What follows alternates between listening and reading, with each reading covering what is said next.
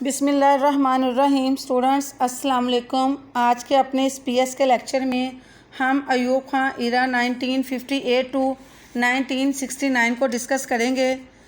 ایوب خان 14 مئی 1907 کو ریحانہ KPK میں پیدا ہوئے۔ آپ نے اپنی جو تعلیم ہے وہ علی گڑھ یونیورسٹی سے حاصل کی۔ اس کے بعد آپ UK بھی گئے۔ آپ first NATO commander in chief of Pakistan ہیں۔ اس کے علاوہ آپ پریزیڈنٹ آف پاکستان بھی رہے۔ آپ سیکنڈ ورلڈ وار میں بھی آپ نے حصہ لیا۔ اس کے علاوہ 1953 ٹو 58 آپ ڈیفینس اور ہوم منسٹر بھی رہے۔ First time students history of Pakistan میں ایسا ہوا کہ ملٹری کو جو تھا وہ سویلین گورنمنٹ میں لایا گیا۔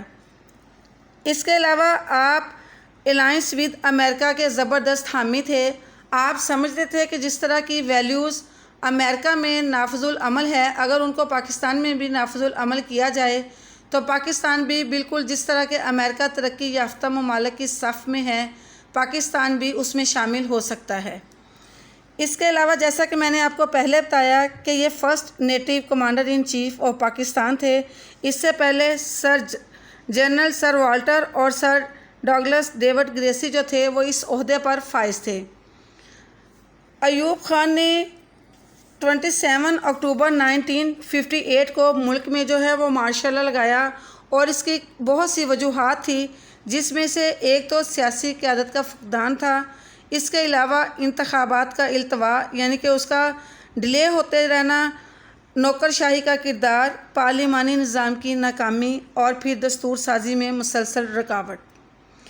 ایوب خان نے اپنے دور حکومت میں بنیادی جمہوریتوں کا نظام جو تھا وہ بھی متعارف کروایا، اور انہوں نے یونین کونسل، تحصیل کونسل، ضلع کونسل اور پھر ڈویژنل کونسل جو تھی، ان کو اس انداز سے ترتیب دیا کہ انہوں نے سٹیپ بائی سٹیپ جو تھا وہ تمام ملک کے اوپر جو تھی وہ اپنی حکمرانی قائم کر لی۔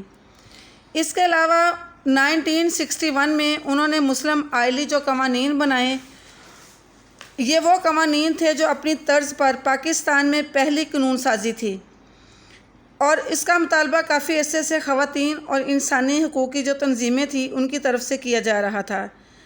اس کے علاوہ کانسٹیٹیوشنل ریفارمز، یعنی کہ انہوں نے 1962 کا جو آئین تھا وہ بھی بنایا۔ اس کے لیے انہوں نے ایک دستوری کمیشن جو تھا اس کو قائم کیا۔